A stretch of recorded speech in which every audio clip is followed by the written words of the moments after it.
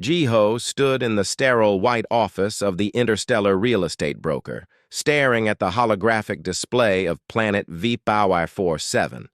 The planet rotated slowly in the air between them, showing purple forests, blue oceans, and mountains that touched pink clouds. It looked peaceful. It looked empty.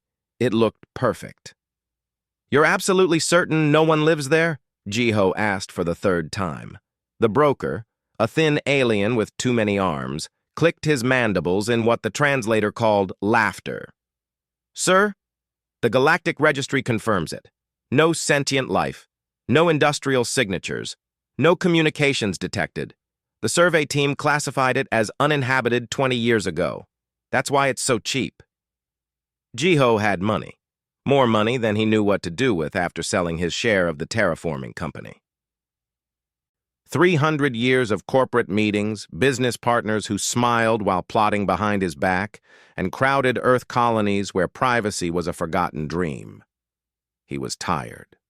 So incredibly tired of people. Why is it called resource poor? Jiho examined the data streaming beside the hologram.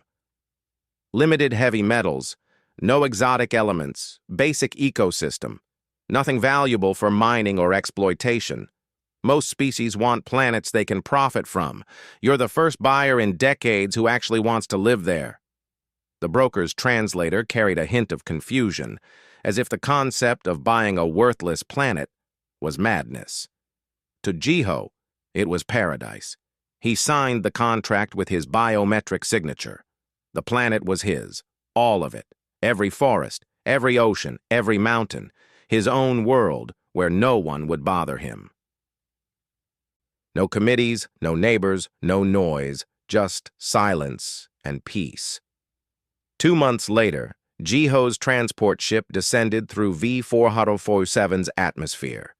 He'd named the planet Shiloh in his private logs, though officially it remained V447 in the Galactic Registry. The ship's sensors confirmed what the survey said. No cities, no power grids, no sentient life signs. He landed near a massive freshwater lake, surrounded by those strange purple forests. The trees had bark like silver and leaves that shimmered between purple and blue depending on the light. When he stepped off the ship, the air smelled clean, not recycled through filters like on stations and colony ships, but genuinely clean. Wind touched his face, carrying scents of plant life and water. Jiho smiled for the first time in years. His construction drones activated immediately, unpacking from the cargo hold. They were simple but efficient machines, designed for remote colony establishment. He'd programmed them for a modest homestead, not a city. A 2-story house with a workshop, a greenhouse for earth vegetables, a storage depot, and a small fusion generator for power. The drones worked for 3 weeks while Jiho explored. He walked through the forests, discovering plants that grew in spiral patterns and small 6-legged creatures that scattered when he approached. The lake water was clean enough to drink after basic filtration. Native fish-like animals swam in schools, their scales reflecting light like mirrors. He found no signs of intelligent life, no ruins, no tools, no art. The planet seemed exactly as advertised, beautiful, quiet, and empty. His house took shape on a hill overlooking the lake. Simple gray metal and reinforced glass, with large windows facing the water. The greenhouse attached to the south side, already filled with soil from Earth and seeds from his personal collection. Tomatoes, lettuce, peppers, and herbs his grandmother had given him decades ago.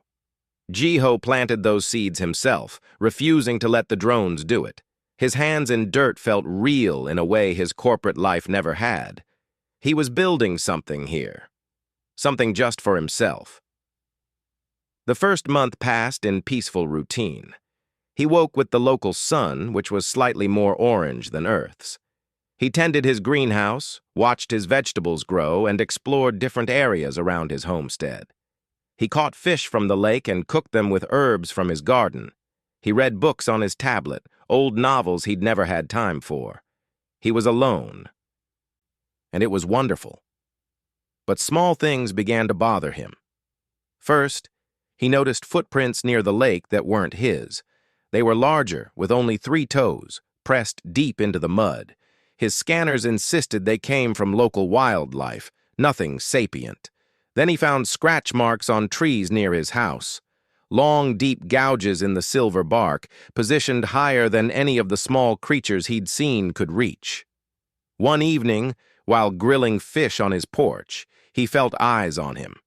He turned quickly, scanning the forest edge. Nothing moved.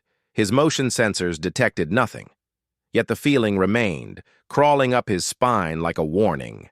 His AI assistant, a simple program named Aria, dismissed his concerns. Local fauna adapting to your presence, common in newly settled territories. No threat detected. Jiho wanted to believe that. He'd bought this planet to escape paranoia, not bring it with him. But the feeling of being watched grew stronger each day. He started noticing movement in the canopy during his walks, shadows that shifted when he looked directly at them, branches that swayed when there was no wind. Once he heard what sounded like clicking sounds in the distance, rhythmic and deliberate, almost like language. "Aria, run another deep scan for sentient life," he ordered one night. "Scanning, please wait." The AI processed for several minutes. "No sentient life detected within 50 kilometers. Shall I expand the search radius?" "Yes. Scan the entire continent. That will require significant power and processing time. Do it anyway." The scan took 6 hours. Jiho barely slept, watching the progress bar crawl forward. When it finished, Aria's conclusion was the same: no sentient life detected.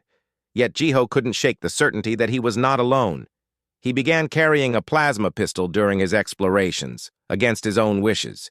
He'd come here to escape conflict, and now he was armed in his own home. The irony wasn't lost on him. 2 months into his solitary life, Jiho decided to check his storage depot 3 kilometers from the house. He'd built it as a backup supply cache, filled with emergency rations, medical supplies, and equipment. The walk took an hour through the purple forest, following a path his drones had cleared. The depot looked undisturbed from the outside. The metal door remained sealed, the security panel showing green lights. But when Jiho scanned the area, his tablet showed something odd: thermal signatures around the building. Multiple signatures, large and warm-blooded, recently departed. His hand moved to his pistol. He opened the depot door slowly, weapon ready. Inside, everything appeared normal. Crates of supplies stacked neatly, exactly as he'd left them. Then he stepped forward, and the trap sprung. From the ceiling, the walls, and behind crates, they appeared. Tall figures, moving with predatory grace. His pistol rose instinctively, but he froze when he saw them clearly in the depot's lights. They were humanoid, but definitely not human. Lean and muscular, standing nearly 2 meters tall. Their skin was scaled, colored in deep violet and silver patterns. Their hands ended in retractable claws that gleamed like metal. Their faces were angular and elegant, with large eyes that glowed faintly in the shadows. And they were all female. 3 of them surrounded him, weapons raised. Spears with crystal tips, bows with arrows nocked. But what struck Jiho most was their condition. They were starving. Their ribs showed through their scaled skin. Their movements were weak despite the threatening posture. Their eyes were desperate. One of them stepped forward, the tallest, with silver scales dominating her pattern. She opened her mouth and sounds came out, clicking, melodic, urgent. His translator struggled, parsing the unknown language. Then words appeared on his tablet screen and whispered through his earpiece. "Food, please, starving, many days, nothing." Jiho lowered his pistol slowly. These weren't attackers. They were desperate survivors, and his peaceful, empty planet had just become very complicated. Jiho kept his hands visible, pistol pointing at the floor. The three huntresses watched him with those glowing eyes, weapons still raised but trembling. Now that he looked closer, he could see just how bad their condition was. The tall silver-scaled one swayed slightly on her feet. The other two, one with violet scales and one with patterns of both colors, leaned against the crates for support. "You speak Standard Galactic?" Jiho asked slowly, hoping his translator could work both ways. The silver-scaled one tilted her head, listening to the clicking sounds his translator produced. She responded with more melodic clicks. His tablet displayed, "Understand some. Learn from old traders. Long time ago." "How many of you are there?" Jiho gestured around. "How many are hungry?" The three exchanged glances. The silver one made a complex series of clicks and whistles. His translator struggled, then produced, "Many. Hunting party was 43. Now 3 alive. Others died. No food for many seasons." Jiho felt his stomach drop. 43 reduced to 3. How long had they been starving? He slowly reached for his supply pack, moving carefully so they wouldn't think he was going for another weapon. He pulled out emergency ration bars, the dense nutrient packs designed for human consumption. "Can you eat these?" He tossed one to the silver-scaled huntress. She caught it with reflexes that were still sharp despite her weakened state. She sniffed it cautiously, then tore open the wrapper with her claws. The moment she bit into it, her eyes widened. She made a sound that needed no translation: relief. The other two stepped forward eagerly. Jiho tossed them rations as well. They ate like they hadn't seen food in weeks, because they probably hadn't. "My name is Jiho," he said, pointing to himself. "What are your names?" The silver-scaled one looked up from her second ration bar. "Valira," she said, the word clear even through the clicks. She pointed to the violet-scaled one. "Kethis." Then to the mixed-pattern one. "Novra." "Valira, Kethis, Novra," Jiho repeated, committing the names to memory. "Why are you starving? What happened to the animals you hunt?" Valira's expression darkened. She spoke in longer sentences, and his translator worked overtime to keep up. The prey beasts disappeared. First the great runners, then the tree climbers, then the small grass eaters. The forest became empty. We searched everywhere, found only death. What about your people? Your cities? Jiho had seen no cities on his scans, but maybe they were hidden somehow. Far away, other side of world. We are wandering clans. We hunt and send food back. Valira paused, struggling with the language. But no food to send, and they stopped answering our calls 3 solar cycles ago. 3 years.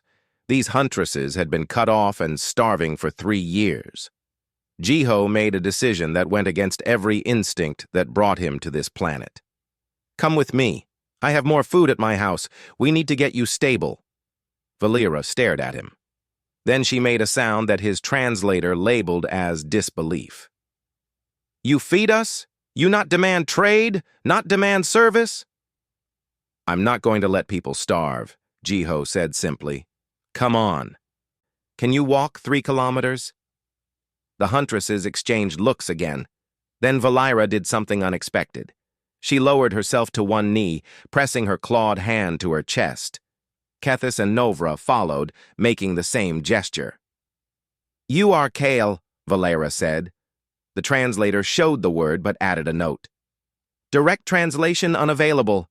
Approximate meaning: male, rare male, treasured male." Jiho blinked. "I'm just a man, a human. Come on, get up. We need to move before you collapse." The walk back took 2 hours instead of 1. The huntresses could barely keep pace, stopping frequently to rest. Jiho shared his water and more rations. As they walked, he asked questions, trying to understand what he'd stumbled into. The huntresses' species was called Thoraxian. They'd lived on this planet for thousands of generations. But their population had always been skewed heavily female. Valira explained it as best she could through the imperfect translator. For every male born, 50 females were born. Males are precious, Valira said as they rested near the lake. They live in protected cities. They are cared for, honored, never put in danger. Females are warriors, hunters, builders. We protect the males so our species continues. That's why you called me Kail. Jiho understood. You thought I was one of your males. You smell like male, Kethis spoke for the first time, her voice rougher than Valira's. Not Thoraxian male, but similar. Chemical signs. Makes the body feel strange. Jiho filed that information away with concern. Human pheromones affecting alien biology was not something he wanted to deal with. When they reached his homestead, all three Huntresses stopped and stared. The house with its greenhouse, the cleared land, the technology humming with power. To them, it must have looked impossibly advanced. You built this alone? Novra asked, speaking for the first time. With help from my drones, construction machines. Jiho led them inside into his living area. Sit, I'll get real food. He prepared a meal quickly. Fish from the lake, roasted vegetables from his greenhouse, and rice from his earth supplies. He had no idea if they could eat earth food, but they needed calories desperately. The Huntresses sat at his table awkwardly, clearly unused to furniture designed for sitting. But when he placed plates before them, they forgot their discomfort. They ate slowly at first, then faster, making happy sounds between bites. Jiho sat across from them, watching. His peaceful solitude was thoroughly shattered, but he couldn't bring himself to regret feeding them. Valira, he said after they'd eaten, you said there were 43 in your hunting party. Are there other parties? How many Thoraxians are in this region? Valira wiped her mouth with the back of her hand. 5 hunting parties came to this forest territory, maybe 200 hunters total. But we've had no contact with others for many months. They could all be dead. 200 starving survivors, potentially scattered across the forest. Jiho ran the numbers in his head. His supplies could feed them for a while, but not forever. He'd need to establish better food production, fast. We need to find the others, he said. Get them here. I can feed them, but I need to know how many we're dealing with. Why you help? Kethis asked bluntly. We are nothing to you. You could let us die. Take planet for yourself alone. Jiho met her glowing eyes. Because I'm human. We don't let people starve when we can help. It's not about profit or trade. It's about being decent. The translator struggled with his words, but something got through. Valira stood, walked around the table, and before Jiho could react, she placed both hands on his shoulders. Her claws rested gently against his shirt. You are unlike any being we have known, she said. The stories say the galaxy is cruel, that other species take and destroy, but you give. It's just food, Jiho said, uncomfortable with the intensity of her gaze. It is life, Valira corrected. You give life. That night, Jiho set up sleeping areas for the 3 Huntresses. They refused his offered bedrooms, choosing instead to sleep near the main room's fireplace in a pile together. Apparently, Thoraxians found comfort in group sleeping. He lay in his own bed, staring at the ceiling. His quiet retirement had lasted exactly 2 months. Now he had 3 starving aliens in his house and potentially hundreds more scattered in the forest. Aria's voice came through the room's speakers. Jiho, I'm detecting movement outside. Multiple thermal signatures approaching from the forest. Jiho sat up fast. How many? 15, 20, 30. The count keeps rising. Aria paused. Correction. 67 distinct signatures, all matching Thoraxian biological patterns. They're surrounding the house. Jiho grabbed his pistol and ran to the main room. Valira was already awake, alert despite her exhaustion. They are here, she said simply. They smelled the food cooking. They smelled a male. They came.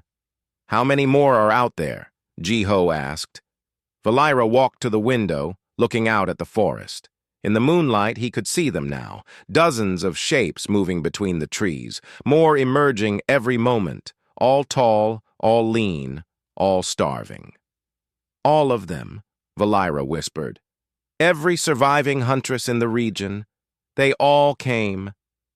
Jiho looked out at the growing crowd. Easily over 100 now, maybe more still coming, all desperate, all hungry, all looking at his house like it was their last hope. Arya, he said quietly, calculate food requirements for approximately 200 Thoraxian females, average mass 80 kilograms, starving condition. Calculating. Based on available data and estimated caloric needs, your current supplies will last 4 days at starvation prevention rations, 2 days at adequate nutrition levels. 4 days. He had 4 days to figure out how to feed an entire population. Jiho looked at Valira. Tell them I'll help, but we need organization. We need rules, and we need to work together to grow food, fast. Valira made a complex series of clicks, her voice carrying through the night.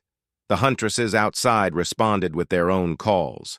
Then, one by one, they emerged from the forest into his cleared land. Jiho watched his private paradise fill with desperate survivors. His retirement was over. His real work was about to begin. Morning came too quickly for Jiho. He'd spent most of the night distributing emergency rations to the huntresses gathered outside his house. They'd formed organized lines without being asked, their military discipline showing through despite their desperation. Each one received 2 ration bars and a bottle of water. It wasn't enough, but it kept them alive. Now, in the purple-tinted dawn, Jiho stood on his porch and counted. 143 Thoraxian huntresses sat or stood in his cleared land. Some were in better condition than others, but all showed signs of prolonged starvation.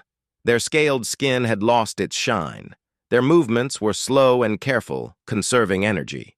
Valira stood beside him, translating as huntresses from other groups introduced themselves. Their names flowed past: Lysa, Rena, Thessa, Myra, and dozens more. Each one performed that same one-knee bow, calling him Kale with reverence in their voices. We need to talk, Jiho said to Valira. I need to understand what happened here.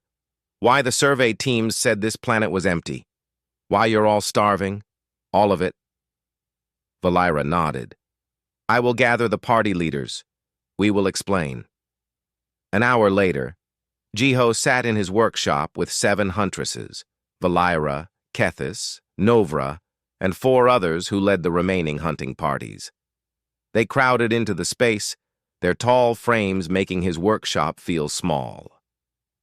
Start from the beginning, Jiho said, his tablet ready to record and translate. Your species, the Thoraxians. How long have you been on this planet? An older huntress named Thessa spoke first. Her scales were darker purple, almost black with age. We have always been here. The rocks speak of ancestors 20,000 generations past. We built cities, developed technology, reached into space briefly. Then the Great Decline came. What decline? Our males began dying younger. Fewer were born. What was 50 females to 1 male became 100 to 1. Then worse. Our scientists worked for generations but found no cure. So we adapted. Thessa's eyes dimmed with old sadness. We made males precious, protected. The cities built chambers where males live in comfort and safety. Females became hunters and builders. We work so males can survive. Jiho processed this. So your entire civilization reorganized around protecting a dying gender ratio. Yes. For 3,000 solar cycles it worked. Males lived to mate and create offspring. Females did everything else. It was balance. What changed? Jiho asked. Valira took over the explanation. 5 solar cycles ago, plague came. It targeted males specifically. In one season, 9 of every 10 males died. Only the very young and very old survived. Our world had 3,000 males. After the plague, fewer than 300 remained. The room fell silent. Jiho let the weight of that number settle. The cities went into crisis mode, Valira continued. All remaining males were locked in the most secure chambers. No one allowed close except approved caregivers. The councils decreed absolute protection. No male would be risked, ever again. What about you? Jiho gestured to the Huntresses. The wandering clans? We serve the cities, Kethis said bitterly. We hunt and farm in the wild territories. We send food and resources back. In return, we are promised mates when males are available, and our daughters are welcomed in the cities. We're promised, Novra corrected. Past tense. Valira nodded. 3 solar cycles ago, our communications with the cities stopped.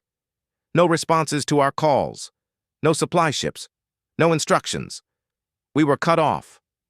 At the same time, Thessa added, the prey animals began disappearing.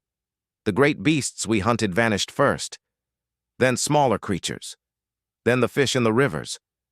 We searched everywhere, found only empty forests and dry streams. Starvation came quickly, Valira said quietly. Hunting parties began to fail. We tried to survive on plants, but many are poisonous to us. Females died one by one. I watched 40 of my sisters fall to hunger over 2 cycles. Jiho felt sick. What about your cities?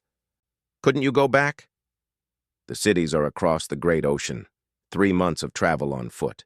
We had no ships, no fuel for what few aircraft remained, and we received no answer to our distress calls. Valira's claws flexed involuntarily. We were abandoned. Why didn't the Galactic survey teams find you? Jiho asked. They scanned this planet 20 years ago and declared it uninhabited. Thessa laughed, a bitter clicking sound. Because we hid. When the first alien ships came centuries ago, they wanted our metals and crystals. They offered trade, but when we refused, they took by force. We lost thousands fighting them off.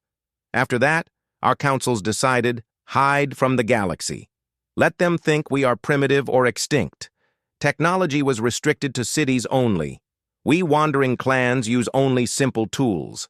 No electronics, no powered devices that could be detected from space.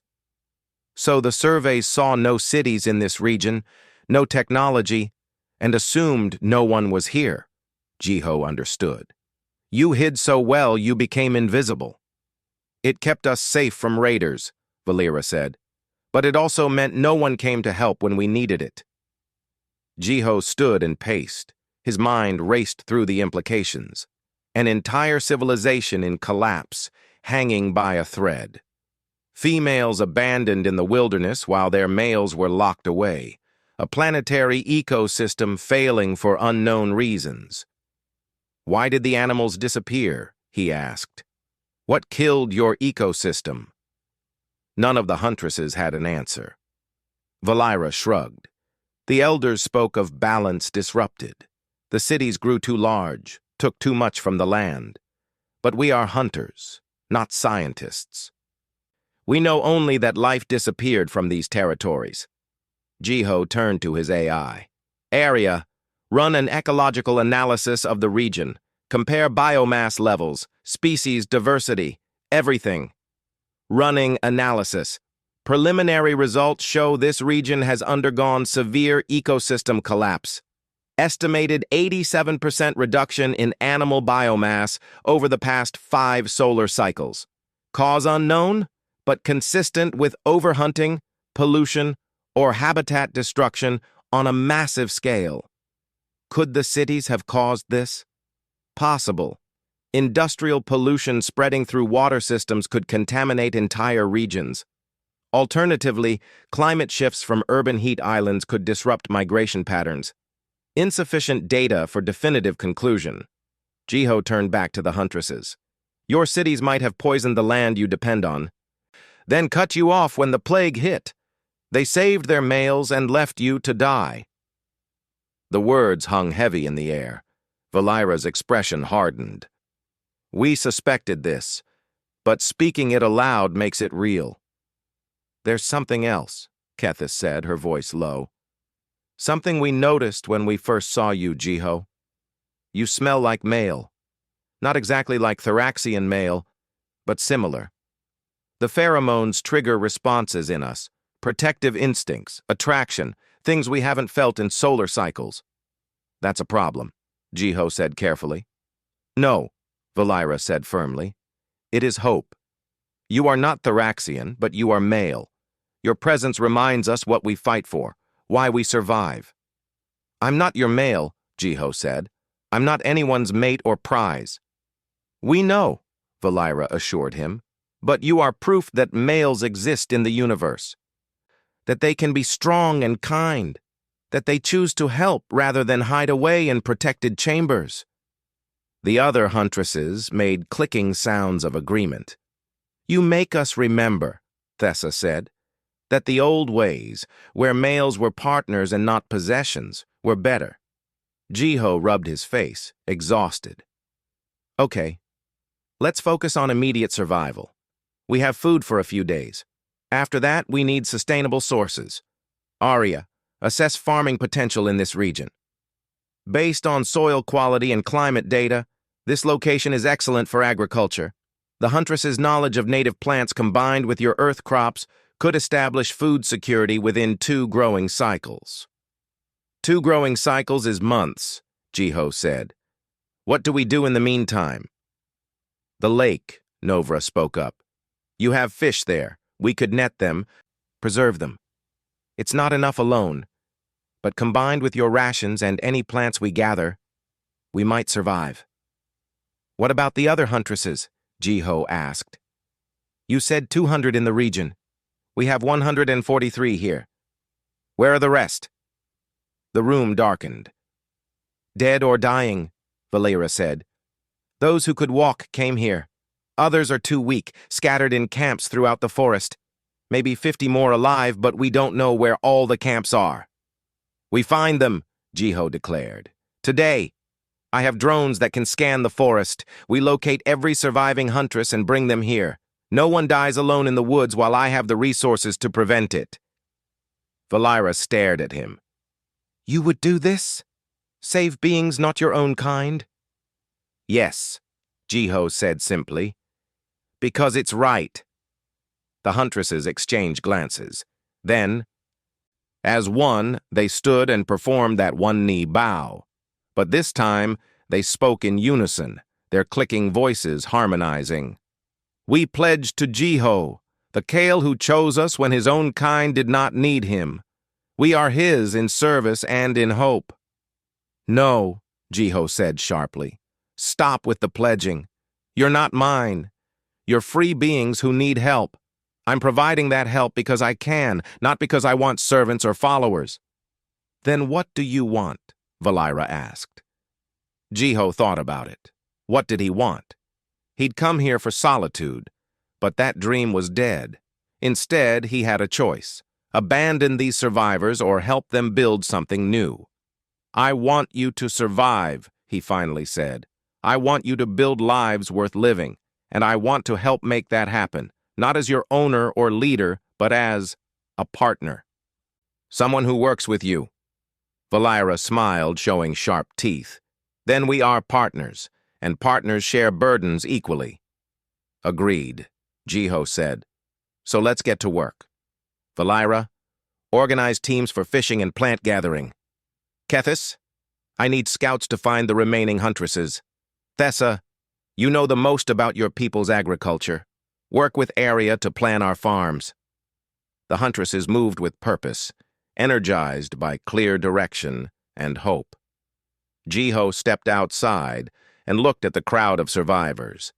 His quiet retirement had become a rescue mission, then an agricultural project. Now it was beginning to feel like something bigger, a new beginning, perhaps, for all of them. 3 weeks passed in a blur of constant work. Jiho barely slept. His peaceful homestead transformed into a bustling settlement as 192 Huntresses worked alongside him and his construction drones. The first week focused on food.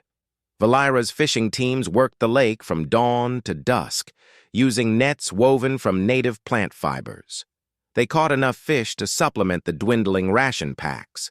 Novra led gathering parties into the forest, identifying edible plants the Huntresses remembered from before the collapse. Some were root vegetables that grew underground, others were fruits from high in the canopy. Kethis and her scouts found 47 more Huntresses scattered in hidden camps. Most were near death. Jiho's drones carried them back on hovering platforms, and the healthier Huntresses nursed them with fish broth and careful feeding. 6 had died before the scouts reached them.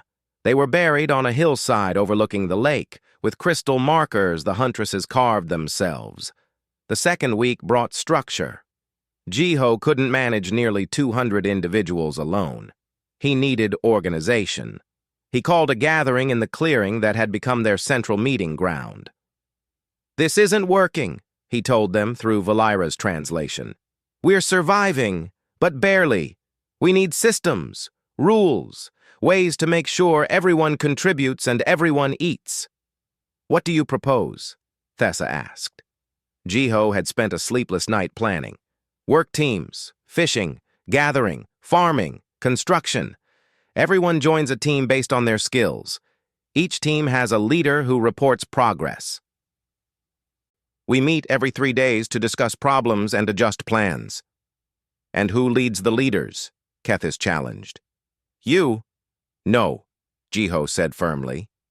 "We lead together, a council.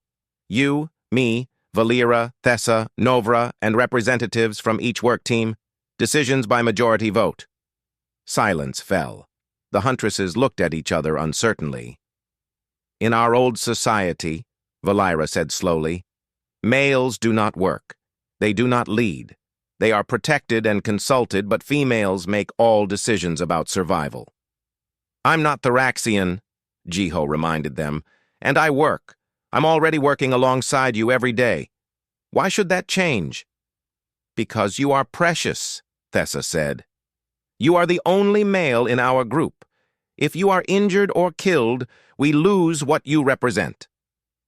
Jiho understood the real issue.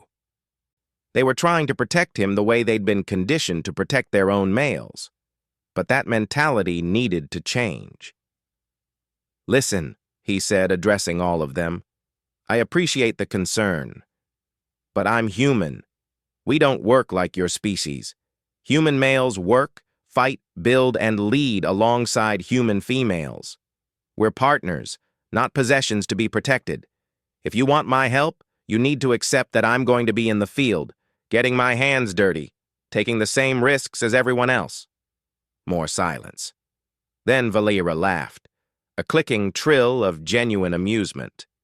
"Your species sounds exhausting." "It is," Jiho admitted with a tired smile. "But we get things done." The council system was agreed upon. Teams formed quickly: fishing, gathering, farming, construction, scouting, and medical care. Each team elected a leader. Valira naturally became the overall coordinator, her ability to translate and her commanding presence making her the link between Jiho and the Huntresses. The third week focused on permanent infrastructure. Jiho's construction drones began building more shelters. Simple structures at first, covered sleeping areas with raised floors to keep out moisture. The Huntresses preferred communal sleeping, so the shelters were large open spaces where 20 or 30 could rest together. But the real challenge was farming. Thessa worked with Arya to identify the best locations for agricultural terraces. The hillsides near the lake had good soil and drainage. Jiho's drones carved terraces into the slopes while Huntresses hauled native soil and compost. "Your earth seeds," Thessa said one evening as they surveyed the terraces. "Will they grow here?" "Some will," Jiho said. "I modified them during the trip here. They should adapt to the local soil. But we need to plant your native crops too. Diversity protects us if one crop fails." Thessa nodded. "We know 12 plants that grow well and provide good nutrition. We can gather seeds and seedlings from the forest." Let's plant both, Earth crops and Thraxian crops together. We'll learn what works best. The planting took days. Jiho worked alongside the Huntresses, showing them how to space seeds properly, how to water without drowning the roots, how to mulch to retain moisture. His grandmother's lessons from childhood guided his hands. The Huntresses were fast learners. They had patience and precision from their hunting experience. Soon they needed little guidance, working the terraces in efficient teams. But not everything went smoothly. Cultural clashes emerged. The first major conflict came when Jiho noticed some Huntresses taking extra food without permission. He confronted them gently, asking what was wrong. Valira translated their response. "We are dominant. The weaker Huntresses give us their share. This is natural." "No," Jiho said flatly. "That's not how we do things here. Everyone gets equal rations based on their work contribution. Strength doesn't give you the right to take from others." The dominant Huntresses bristled. One named Lysa stepped forward, claws flexing. "This is our way. The strong lead, the weak follow. We have survived thousands of generations with this system." "And where did that system get you?" Jiho asked, keeping his voice calm but firm. "Starving in the woods while your cities abandoned you." "Maybe it's time to try something different," Lisa hissed, a threatening sound. Several other Huntresses moved to support her. Tension crackled in the air. Then Valira stepped between them. "Jiho is right. Our old ways failed us. He offers a new way. We should listen."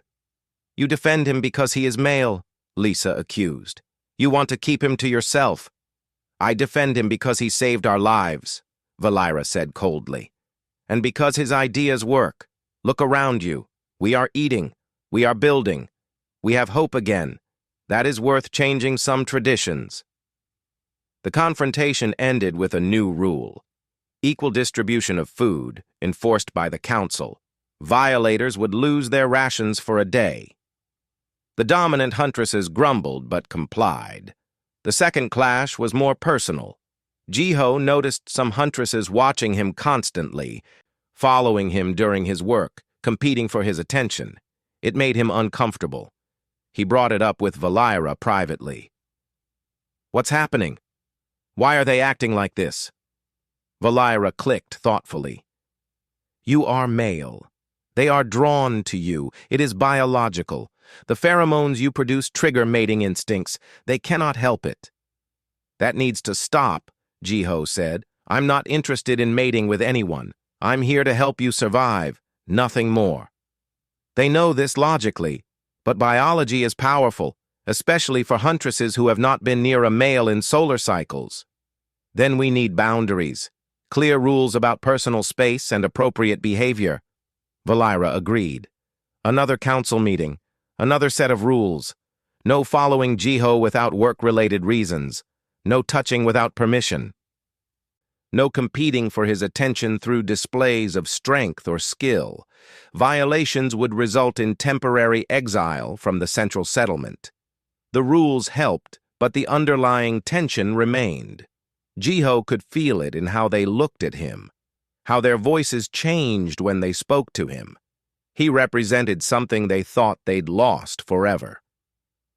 One night, sitting by the lake with Valira, he voiced his frustration. "I came here to be alone.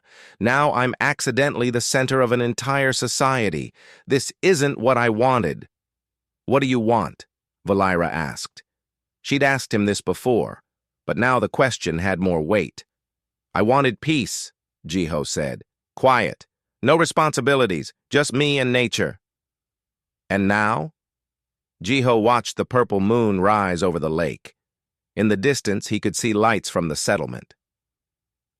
Hear voices singing in the Thraxian language, a haunting melody. Smell cooking fires and growing crops. "Now I don't know," he admitted. "Part of me still wants that solitude.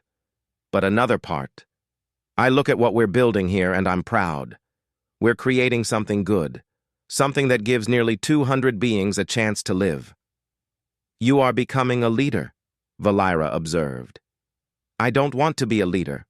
I want to be a partner, a member of the community. You cannot be just a member when everyone looks to you for guidance, when your ideas shape everything we do, when your presence gives us hope. Jiho sighed. I just want to grow vegetables and fish in peace. Valira's clicking laughter echoed across the water. Then you should not have been kind to starving strangers. Kindness has consequences. Despite the challenges, progress continued. By the end of the month, the settlement had structure. Shelters for everyone, a communal cooking area, storage facilities for preserved fish and gathered foods, agricultural terraces planted and growing, a well system providing clean water. The Huntresses stopped looking like death and started looking alive. Their scales regained shine. Their movements grew stronger. They began decorating the settlement with carvings and woven art. Music became common in the evenings. Jiho stood on his porch one evening, surveying what they'd built. Valira joined him, as she often did during quiet moments. We should name this place, she said. It needs a proper name. What do you suggest? In our language, we call it Kailshar, the place the male made. The gift of the Kyle. That's too much, Jiho protested. I didn't make this alone. Everyone worked. Then the place we made with the male, Valira amended. Better? Still puts too much emphasis on me being male. That is what makes it special. A male who works with us, not above us. A male who shares burdens instead of being protected from them. This is new for my people. It deserves recognition. Jiho thought about it. What if we call it something simpler? New harbor? Fresh start? Valira considered the translations. Fresh start, Aishal in our tongue. I like this. It speaks of what we are doing. Starting fresh. Aishal it is, then. They stood in comfortable silence, watching the settlement. Jiho's quiet retirement had become something entirely different, something challenging and exhausting and meaningful. He was building a new society, and despite his protests and desire for solitude, he was good at it. The universe had a sense of irony. The ships appeared on a morning that started like any other. Jiho was working in the terraces, helping plant a new batch of earth carrots, when Arya's voice crackled through his earpiece. Warning. Orbital craft detected. 3 vessels entering atmosphere. Configuration matches Thraxian military patterns from historical databases. Estimated landing time, 47 minutes. Jiho's blood ran cold. He activated the settlement alarm, a simple bell system they'd rigged. Its ringing brought Huntresses running from all directions. What is it? Valira arrived first, breathing hard. Ships, Thraxian military, coming here. The word spread like fire. Within minutes, all 192 Huntresses gathered in the central meeting ground. Fear and confusion rippled through them. Some gripped their hunting spears. Others looked ready to flee into the forest. Everyone stay calm, Jiho said, his voice amplified by a simple speaker system. We don't know their intentions yet. I know their intentions, Thessa said darkly. The cities finally remembered we exist. They come to reclaim us, force us back into service. Or worse, Kethis added. They come to take you, Jiho. A male unprotected and unclaimed. The councils would see that as unacceptable. Jiho felt the weight of nearly 200 pairs of eyes on him. They were looking to him for leadership, for answers. He hated it and accepted it in the same moment. Here's what we do. Everyone goes about their normal work. Stay visible but calm. I'll meet the ships with a delegation. Valira, Thessa, Kethis, you're with me. The rest of you, trust that we'll handle this. The ships landed in the open field beyond the settlement. They were sleek craft, more advanced than anything the Huntresses used. Hatches opened, and Thraxian soldiers emerged. These were different from the Huntresses, armored, carrying energy weapons, moving with military precision. A figure emerged from the central ship. She was tall even for a Thraxian, with scales that shimmered gold and silver. She wore elaborate armor decorated with symbols of rank. Her bearing screamed authority. Jiho walked forward to meet her, his small delegation behind him. He'd left his pistol behind deliberately. This needed to be handled with words, not weapons. The golden-scaled commander spoke in the Thraxian language. Valira translated, "I am Commander Hiron of the Thraxian Defense Fleet. I come on behalf of the High Matriarchs of the home cities. We have detected unusual activity in this territory. Energy signatures, agricultural development, and most disturbing reports of a male living unprotected among wandering clan outcasts." "I am Jiho," he said calmly. "Human, owner of this planet by galactic law. These Huntresses are my guests and partners." Hiron's eyes widened slightly at hearing standard galactic from a human. "You speak our trade language well. That will make this easier. The matriarchs demand your immediate transfer to protective custody. No male, regardless of species, should live in such dangerous conditions." "I'm not in danger," Jiho said. "I'm exactly where I choose to be. You do not understand Thraxian law. Males are protected by decree. It is our sacred duty." "I'm not Thraxian. Your laws don't apply to me." Hiron's expression hardened. "The matriarchs also demand the return of all wandering clan Huntresses to the home cities. They have been absent without authorization for too long. They will return and resume their duties." Valira stepped forward, her voice sharp. "We were abandoned. For 3 solar cycles we received no supplies, no communications, no help. We starved while you sat safe in your protected cities." "The plague required drastic measures," Hiron said coldly. "All resources were redirected to protecting our remaining males. Sacrifices were necessary. You sacrificed us," Kethis snarled, "left us to die. You were doing your duty, hunting and gathering for the civilization. That you failed is unfortunate, but not the concern of the matriarchs." Jiho felt anger rising, but kept his voice level. "Commander Hiron, let me make something clear. These Huntresses are not returning with you. They are staying here on my planet where they have built new lives. You have no authority over them or me." Hiron's claws extended slightly. "You claim ownership of this world?" "Yes, purchased legally through the Galactic Registry 6 months ago. Documented, registered, and paid for. This is my sovereign territory." "Impossible. This is Thraxian territory. Our species has lived here for millennia." "Your species abandoned any legal claim when you sold the land rights 400 years ago during your financial crisis. Check the records. Planet Phi 447, sold to a galactic consortium, which eventually subdivided it for private sale. I own the deed." Jiho pulled out his tablet and transmitted the documentation. Hiron's expression shifted from confidence to confusion to barely contained fury as she reviewed it. "This is a trick, some human deception." "It's galactic law," Jiho said. "Verified and sealed. You're currently standing on private property without permission. Technically, this is an invasion. The matriarchs will not accept this. The matriarchs don't have a choice." Jiho pulled out his second card. "Aria, broadcast what we discussed." His AI activated a wide-spectrum transmission. Every nearby ship, satellite, and communication relay would pick it up. More importantly, it would reach the Galactic Council's monitoring systems. "This is Jiho of Earth, legal owner of Planet V447, requesting Galactic Council witness protection. I am documenting an attempted military invasion by Thraxian forces seeking to kidnap a foreign national and conscript refugees who have requested asylum on my sovereign territory.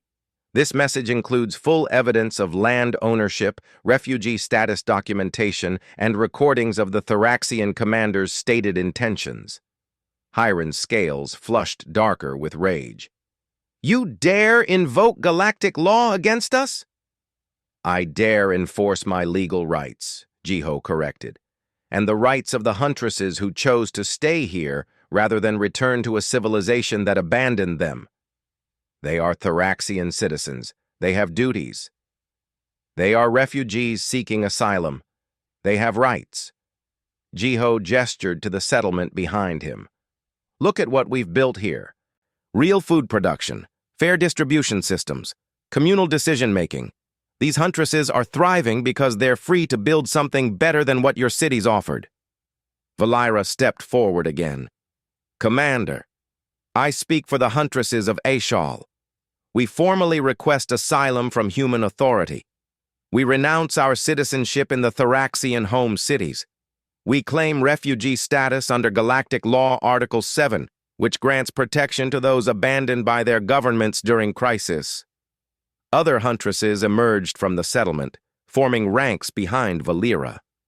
192 voices raised in unison, speaking the formal words of asylum in the Thraxian language. Hiren looked between Jiho, the huntresses, and her own soldiers. She was trapped. Galactic law was clear. Forced conscription of refugees was illegal. Kidnapping a foreign national was an act of war. Invading claimed territory violated multiple treaties. The matriarchs will hear of this, she said finally. I'm counting on it, Jiho replied. Tell them this. The huntresses are welcome to visit the cities if they choose, to reconnect with family, to trade, to maintain cultural ties, but they will do so as free beings from an independent settlement, not as servants or property. If the matriarchs want good relations, they can treat us with respect. If they want conflict, they'll lose in galactic court. Hiren's jaw clenched. You are one male with a handful of primitive refugees. The cities have technology, armies, resources. And I have galactic law, public opinion, and the protection of the council. Your cities are already viewed with suspicion after the way you handled the plague and the ecosystem collapse. Attack refugees you abandoned, and the galaxy will turn against you completely. Your trade routes will close. Your remaining allies will distance themselves. Is pride worth becoming pariahs? The standoff stretched. Jiho could see the calculation in Hiren's eyes. She was a military commander, not a diplomat. She could see the tactical reality. The matriarchs had overplayed their hand. I will relay your words, Hiren said finally. But this is not over. It doesn't have to be adversarial, Jiho offered. We're willing to trade, to share agricultural knowledge, to help restore the ecosystem that was damaged, but only as equals, not as subjects. Hiren didn't respond. She turned sharply and marched back to her ship. Her soldiers followed. Within minutes, all three craft lifted off, engines screaming as they climbed into the sky. Silence fell over the settlement. Then Valira began laughing. Deep, genuine laughter that spread through the huntresses like a wave. They'd stood up to their former oppressors. They'd won. Jiho felt no triumph, only exhaustion. This isn't over. They'll be back. Let them come, Kethis said fiercely. We are not the starving, desperate creatures they abandoned. We are strong now. We have purpose. We have something worth fighting for, Thessa added. This settlement, this new way of living, each other. The huntresses gathered around Jiho, not bowing this time, but standing as equals, partners who'd faced down a threat together. What happens now? Novra asked. Now we prepare, Jiho said. We keep building. We make this settlement so successful, so undeniable, that the matriarchs have no choice but to accept it. We prove that a different way is possible. And if they attack anyway, then we defend ourselves. But I don't think it will come to that. The Galactic Council is watching now. Public opinion matters. The matriarchs can't afford to be seen as the villains. Over the following weeks, Jiho's prediction proved accurate. The Thraxian government released an official statement acknowledging the unfortunate miscommunication with the wandering clans and recognizing HFY as an independent settlement. They didn't apologize, but they backed down. More surprisingly, huntresses from other regions began arriving. Word had spread through underground networks that there was a place where females could live free, where a male worked alongside them as an equal, where food was plentiful and hope had returned. The settlement grew to 300, then 400. Jiho's modest homestead became a thriving town. The terraces expanded across multiple hillsides. New shelters rose. A proper meeting hall was constructed. Trade routes opened with nearby galactic settlements, exchanging Thraxian crafts and Earth crops for tools and technology. 6 months after the confrontation, Jiho stood on the same porch where he'd first watched 3 starving huntresses emerge from the forest. Valira stood beside him, as had become habit. "Do you regret it?" she asked. "Giving up your peaceful solitude?" Jiho thought about it honestly. He missed the quiet sometimes, the simplicity of just him and nature. But when he looked at the bustling settlement, at huntresses laughing and working and living without fear, he couldn't regret what they'd built. "No," he said finally. "I came here to escape humanity's drama. Instead, I found something better. I found purpose, community, a chance to make a real difference." "You found family," Valira said softly. "That is what we are now. Not your servants or subjects, your family." Jiho smiled. "Yeah, I guess I did." A group of young huntresses ran past, chasing each other in some game. Children born in the cities but brought here by their mothers seeking better lives. They would grow up knowing a different world than their parents. One where males and females worked together, where strength came from cooperation, not domination, where worth was measured by contribution, not biology. "What will you do when they come again?" Valira asked. "The cities will not give up forever. They will want their males back eventually, and they will see you as a threat to their way of life." "Then we'll deal with it," Jiho said. "Together. We've proven we can handle threats. We've proven our way works. And we'll keep proving it until even the most stubborn matriarch has to admit that freedom works better than control." Valira's claws rested gently on his shoulder, a gesture of companionship that had become natural between them. "You know what the huntresses say about you?" "I'm afraid to ask." "They say you are what males should be. Not treasures to hide away, but partners to stand beside. They say you have changed what it means to be Thraxian, that because of you, their daughters will have better lives." "That's too much credit," Jiho protested. "They did the work. They made the changes. You showed them it was possible. Sometimes that is enough." Night fell over Ishal. Lights flickered on throughout the settlement. Cooking fires glowed. Music drifted on the wind. The settlement was alive with activity and hope. Jiho had come to this planet seeking isolation. Instead, he'd found himself at the center of a revolution. Not the violent kind with weapons and warfare, but the quiet kind that changed hearts and minds, the kind that built new possibilities from ruins. He was no longer alone. He was part of something larger than himself. And despite everything, despite all his protests and initial resistance, he was exactly where he needed to be. The galaxy was vast and full of wonders, but sometimes the greatest adventure was simply choosing to help when you could have walked away. Sometimes the greatest discovery was finding that making a difference mattered more than personal comfort. Jiho had purchased an empty planet to live alone. Instead, he'd built a home for hundreds. He'd become a founder of a new society. He'd proven that humanity's greatest strength wasn't technology or weapons, but the stubborn refusal to accept that things couldn't be better. He was human, and humans didn't abandon people who needed help, even when they really, really wanted to retire in peace.